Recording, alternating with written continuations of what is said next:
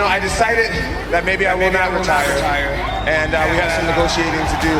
And if everything goes right, maybe we'll give you guys what you want to see.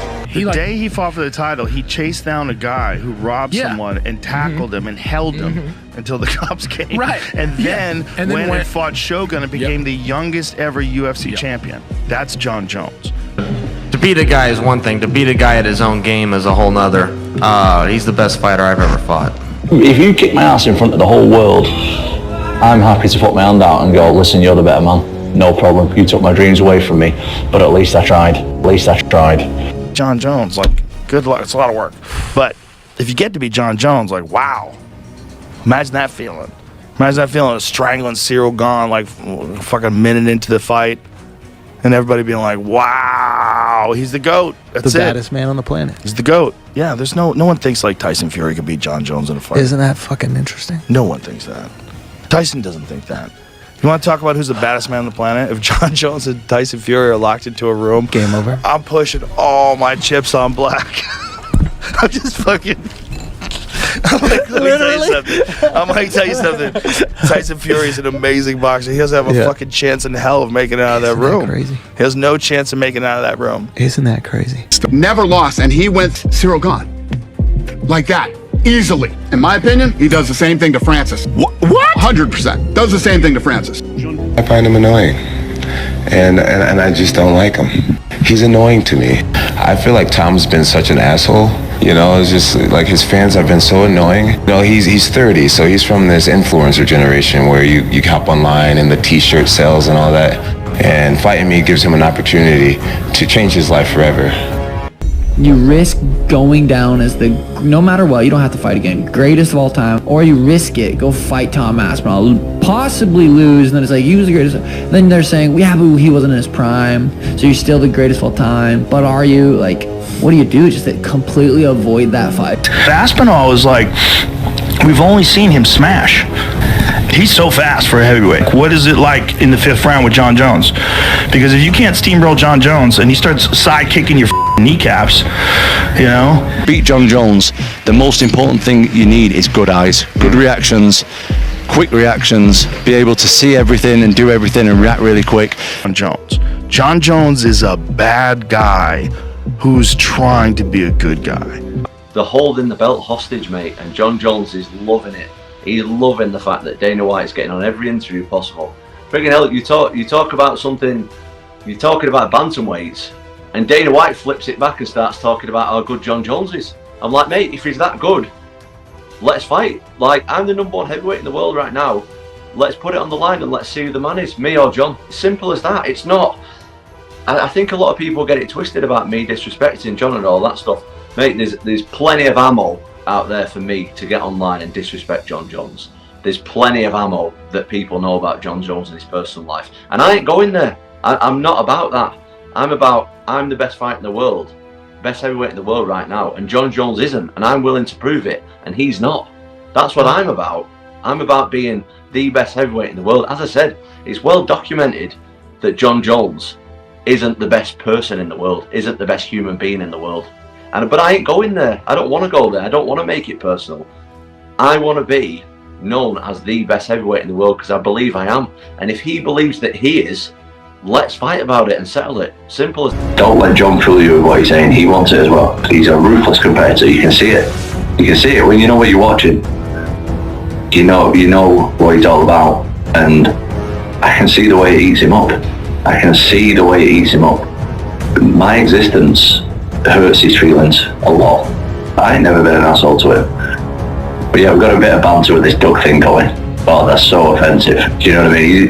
He's going to be offended by a freaking duck emoji here and there. Come on, Jon. Stop being so sensitive, bro. Like, he's offended that it's somewhere deep in his mind and deep in his soul. He knows that I can bounce his head off the canvas. Jon Jones is a whole nother. Jon Jones is... I consider Jon Jones the greatest combat fighter of all time. When you talk about the Alis and the this and that, I love Muhammad Ali. Yeah. I love Mike Tyson.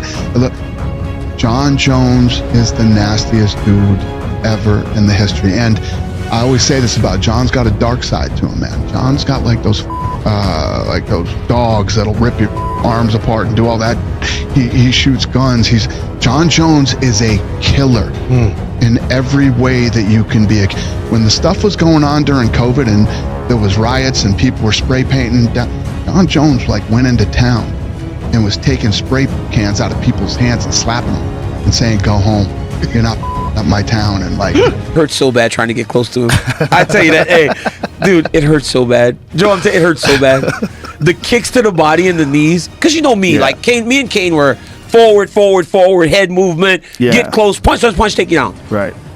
But with him, he was a southpaw, so his lead leg was right there, so I wanted to grab a single leg. But this dude would be stepping back, kneeing me.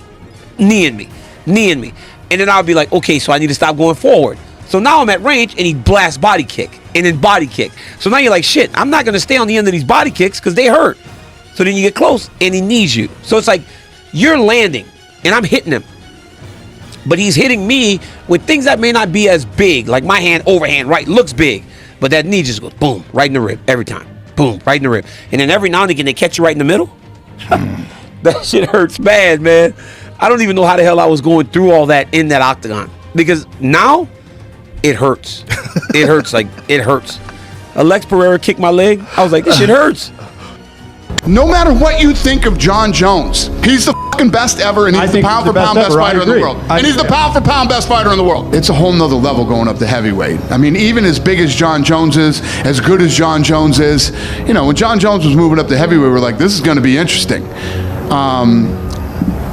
It wasn't. This guy destroyed the best heavyweight in the division. Easily made it look like nothing. Jon Jones is the pound for pound best fighter in the world and the greatest fighter ever. Period. End of story. Guys like Jones, he's so tall, he's so rangy, and he just understood fighting. The guy just understands fighting. And it makes him hard to deal with. And then, Joe, when you get in a clinch with this dude, he's so tall that it's almost like you're holding him up if you're the shorter fighter. He's like draping over the top of you. And that is what fatigues you. Because when I'm clinching, you know, I fought there a ton. Like just in the clinch, punch. I'm trying to break your posture. He doesn't do that. He pushes you against the octagon and then he leans. So now you're carrying 220 with your weight up against the octagon, and it's like, and then he's changing level, and he's spinning, trying to elbow you. The dude just understands fighting and understands how to maneuver his body to fatigue you. It's crazy. He also is the best at managing distance. Oh, he was strong. He was always when we strong. fought, he was strong. Like he was strong. Leverage, great with his leverage, dude. The way he was able to manipulate positions, because I thought, without a shadow of a doubt, that I would take him down at will, but it's hard. Even if you get a takedown, it's hard against the best guys. Jon Jones, he was praying that I would lose that fight against Curtis Blades, mate. Praying that I would. Because there is nowhere that you can find publicly, nowhere, him saying that he will fight me. It doesn't exist. I challenge anybody watching this interview to go and find a statement, a quote, a video where Jon Jones is saying that he'll fight me after he's fought Stipe. It doesn't exist. The guy's smart. And mate, the guy, we know he's a bit overweight these days. The guy was sat there, mate, with the Cheeto fingers or whatever, the Doritos on his fingers, with his iPhone in hand, waiting for me to get knocked out so he can start tweeting about it. Let's be honest. And since I won that fight, he's gone completely quiet, and he'll continue to go completely quiet about me until he retires, because there's no way on earth that he's going to fight me. Not a chance. I will retire Jon Jones without even fighting him. I think it's probably the biggest fight in heavyweight history. From day one, I've been confident that Jon Jones would do that fight, right? I mean, even before the fight, I said if he won, there's no way Jon doesn't do this fight. Jon Jones isn't afraid to fight anybody, and that's a fact. I don't think Jon Jones is thinking that way. I think Jon Jones looks at every human and I could them up. I got more money than you and your whole family. Idiot. Yo, well, how come you ended up being on the floor and on your Because they back? had all the security guards grabbing me. Oh. You're the worst, dude. Like, seriously. John's not doing that. He beat one guy, Cyril Gane, who didn't want to be there 2 years ago. And he's walking around calling himself the real champion. Granted, he's having an amazing career. He's been a champion most of his career. Not a heavyweight. I'm the guy at heavyweight. Not him. Me. So I want to be recognised as the best. I've got the real belt. I'm the one defending. He's defending against the 42-year-old Stipe Miocic with 1,000,000 miles on the clock. Jones is the scariest. Jon Jones is a big gun guy. Yes, I've seen. He's got the dogs that are trained to, you know what I mean? Yes. Guys, let me explain something to you. Jon Jones is a whole nother. Jon Jones is, I consider Jon Jones the greatest combat fighter of all time. Jon Jones is a killer. He is the greatest combat fighter of all time. Period. End of story. There's not even an argument. If I give him the opportunity to fight me, I want to be so compensated. I want that you money, honestly. There's nobody better with distance than Jon. The best. The people are thirsty for this fight. The people are desperate for it. And everybody knows it. But Jon's not a real heavyweight. Jon could make light heavyweight, 100%. He weighs 230 right now, maybe a little less than 230. There's no doubt in my mind that if Jon just changed his diet and went back, he hasn't put that much mass on that you would say 205 is out of reach. No, it's fluffy weight. Yeah. A lot of it, too. Yeah, I mean, look, he had always had the reputation of fucking all the heavyweights up at Jackson Winklejohn. Jon is what I would describe is there's human beings that have different temperament and different minds and different mentality and a ruthless competitive drive that's almost terrifying to the ordinary person. That's Jon Jones. Jon Jones is a bad guy who's trying to be a good guy. That guy, if we were living 1,000 years ago, he would be on a horse with the biggest battle axe, waiting in the back, hacking heads off, and everybody would be running. And those people have always existed. He's a fucking conqueror. That's the thing that's inside of him that leads him to be the GOAT. And without that, you don't get there. You don't get a Mike Tyson without that. You don't get a Muhammad Ali without that. You don't get a Marvin Hagler without that. You don't get that. That there's a thing inside some people that is a driving force that allows them to overcome the greatest around them. He's a total freak of nature, and he's the best ever. No matter what you think of Jon Jones, he's the pound-for-pound best fighter. You know, in my opinion, the heavyweight champion of the world is the most prestigious weight class. It means the most, you know, knowing that you're one of the baddest men walking the planet. It keeps me really excited. And yeah, I'm just really glad to be here, living in my destiny and putting all my years of experience and all the years of hard work to the ultimate test.